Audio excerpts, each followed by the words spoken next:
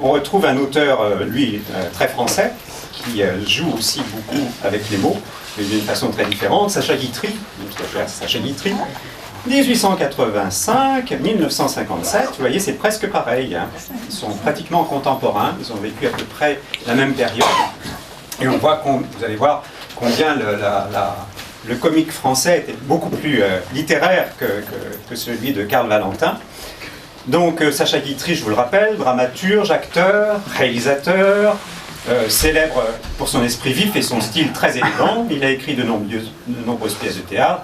On peut se souvenir de Faisons un rêve, de La jalousie, qui explore les thèmes de l'amour, du mariage, des relations humaines, avec humour et ironie. Bon, Guitry était également, bien entendu, un pionnier du cinéma. Hein. Il est resté très célèbre pour ses films, qui étaient souvent tirés de ses propres pièces. Il faisait des adaptations pour le cinéma.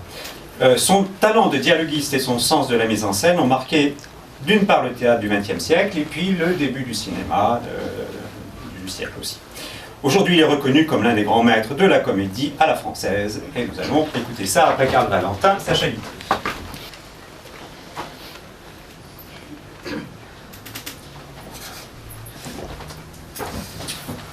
Ma petite Fanny. Vous m'avez fait demander. Oui, entrez. Qu'est-ce qu'il y a? Ma petite Fanny, vous êtes une artiste charmante. Mais nous avons pensé qu'il fallait vous donner une grande preuve d'amitié en vous évitant de courir un grand danger au début d'une carrière aussi fantastique que la vôtre. Mais quel danger? Je ne comprends pas ce que vous voulez dire. Ma petite Fanny, je me suis trompée. Vous possédez les dons les plus rares. Vous êtes gaie, vive, charmante et souriante et distinguée. Et vous êtes tout à fait exquise dans la première partie du rôle. Oh oui, je sais, le 3 n'est pas au point du tout. Je m'en suis rendu compte et j'ai l'intention de... Laissez-moi parler. Bon, vous réalisez ma pensée durant tout le premier acte. Et vous avez notamment une façon tout à fait extraordinaire de dire « Mon petit, pour épouser Georgette, il vous faudrait avoir plus de poils au menton. » Alors là, vous êtes exquise. Et aux deux, oh, vous êtes tout à fait charmante. Mais en somme, c'est le 3 qui cloche. Oh, s'il ne faisait que clocher, ma chère amie. Ah, je devine. Quoi donc? Ben, vous allez couper le 3. Mais ne faites pas ça. Mais ne faites pas ça. Je vous le jure, n'écoutez pas les conseils qu'on vous donne. Je vous le jure, moi, que le 3 est un acte admirable. Certainement. Et je n'ai pas l'intention de le couper. Mais alors? Ce n'est pas l'acte qui ne va pas, c'est... Garnier? Mais non. Valabelle? Non. Alors? C'est vous qui... Ah bon? Ah bon? Ah mais cher ami, il faut tout me dire. En tout cas, je vous remercie d'avoir eu la délicatesse de ne pas me faire d'observation devant les camarades. Alors, dites-moi, mais dites-moi vite ce qui ne va pas. Car avant tout, il faut qu'elle aille votre pièce, votre belle pièce. Dites-moi ce que je donne mal. Voulez-vous que je vous donne plus de sensibilité ou plus de profondeur? Qu'est-ce que vous voulez que je vous donne? Je voudrais que vous me donniez votre rôle. Comment ça, mon rôle? Mais ne vous mettez pas en colère pour ça et comprenez-moi bien. Hein. J'ai mis beaucoup de bonne volonté et il y a une impossibilité physique. Le 3e acte est beaucoup trop dur pour vous et vous ne pouvez pas le jouer. Et nous avons pensé que c'était impossible de s'obstiner davantage. Quand une scène ne va pas, eh bien on la laisse à une autre et après on prend sa revanche. Remarquez bien, ma chère amie, que je ne vous reprends pas le rôle. Je vous l'ai donné à Dinard cet été. Je vous l'ai donné, ce rôle est à vous, et il est tellement à vous que vous pouvez en disposer. Alors, hein, ben, rendez-le-moi. Et qu'est-ce que vous avez? Je cherche d'où cela peut venir. Ah, ça y est, Madame Calvin veut jouer le rôle. Madame Calvin. Parfaitement. Elle rôde dans les coulisses depuis 8 jours, je l'ai vue. Elle n'a donc pas assez joué, celle-là, depuis 40 ans. Mais je vous jure que le nom de Madame Calvin n'a même pas été prononcé. Bon, alors, c'est cette saleté de Mademoiselle Fillot. Ah, je m'en doutais. Mademoiselle Fillot n'est pas contente du rôle qu'elle joue, elle veut le mien. Mademoiselle Fillot, qui n'est fidèle ni à son amant riche, ni à son amant de cœur, n'a probablement pas hésité à venir vous trouver ce matin à votre réveil. Mademoiselle, je vous prie de... Mademoiselle Fillot, qui ne peut pas dire 2 lignes sans aller demander conseil à l'Etner ou à Madame Kolb, Mademoiselle Fillot veut jouer mon rôle. Mais je vous donne ma parole d'honneur que ce n'est pas Mademoiselle Fillot qui jouera votre rôle. Alors, c'est Thérèse Duplessis? Mais non! Mais alors, personne n'en veut donc de votre rôle? Oh, mademoiselle, la façon dont vous me parlez me demande de vous parler sur un autre ton. Hein, et je vous demande de me rendre votre rôle immédiatement. Jamais, madame. Vous m'entendez, jamais. Ce rôle est à moi et je le garde. Voilà 1 mois et demi que je travaille avec une perspicacité, une obstination que je ne saurais trop recommander à mes camarades. Il ferait pas mal de suivre mon exemple plutôt que d'aller dire du mal de vous dans les coins.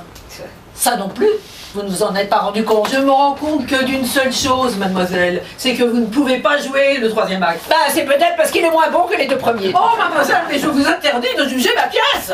Et moi, je vous interdis de me juger avant la générale. Il me faut le public, moi, pour être bien. Je ne peux pas me donner devant le souffleur et les machinistes. Alors, attendez, je vous en prie. Laissez-moi encore 3 jours. Et puis j'arriverai à faire ce que vous voulez. Et surtout, oubliez les paroles blessantes que je viens de vous dire. Trop tard, mademoiselle. Je vous en prie, écoutez-moi. Je veux garder ce rôle. Je l'adore. Je ne l'ai pas encore dans la bouche, mais je l'ai dans la peau. Je suis en train de chercher mon ton à l'entrée du baron.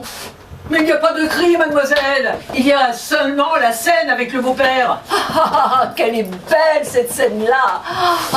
Ça c'est vrai, elle est belle, elle est admirable. Seulement que voulez-vous? Il faut qu'elle soit jouée. Et elle le sera dans 3 jours. Mais pourquoi attendre 3 jours? Dans 3 jours, il faudra recommencer la même discussion. Je croyais pourtant m'être fait comprendre. Ben, vous n'allez pas recommencer à me demander de...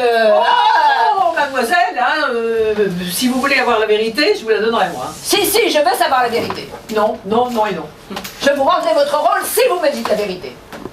Eh bien, mademoiselle, vous êtes très mauvaise dans le dernier acte. Je suis mauvaise. Mais oui, vous êtes mauvaise. Vous n'avez ni l'accent, ni le mouvement. Vous restez perpétuellement élégante, distinguée. Mais ça ne suffit pas. Quand une femme du monde est trompée par son amant, sa bonne éducation s'efface.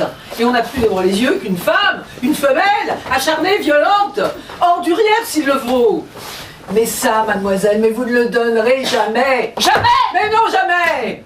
Il vous manque certaines qualités que le travail, tout ce que vous pouvez faire ne serviront à rien. Vous n'avez ni force, ni puissance, ni souffle.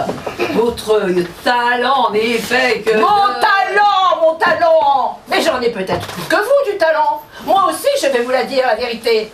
L'exposition de votre pièce ne tient pas debout. Le second acte est chippé au scandale de bataille. Le 3e acte est invraisemblable et le tout est écrit dans un charabia. Espèce de petite cabotine qui vous permettez. Cabotine, mais cabotine. Vous-même, il n'y en a pas une dans notre métier qui soit aussi cabotine que vous. Et moi, si je ne vous connaissais pas si bien... Fripouille, canaille, Vipère, on dirait que vous faites faire vos pièces dans des asiles gâteux. Et vous, que vous prenez des leçons au guignol des Champs-Élysées. Pauvre cloche, mais dites-vous bien que si vous n'étiez pas l'ami d'Antoine, vous n'arriveriez jamais à les placer vos pièces faites de briques et de brocs, avec les ordures des autres. Et ce sont ces gens-là qui prétendent être des écrivains, hein, des écrivains, des barbouilleurs de papier, oui, et ça paie pour faire jouer ces pièces. Et tout Paris le sait. Et si on ne le sait pas, je le dirai, moi je le crierai, je le hurlerai, afin que ma directrice ait l'air aux yeux de tous d'une traficoteuse, d'une tricheuse, d'une scélérate. Et ben voilà, bravo. Vous le tenez, votre cri. Vous l'avez trouvé, votre accent. Et voilà, on est sauvés. Et voilà le mouvement de la 3e scène. Et ben voilà. Restez vite dans le même état. Et surtout, venez réviser tout de suite. Nous allons enfin refaire ce que je vous demande depuis 15 jours. En scène. En scène.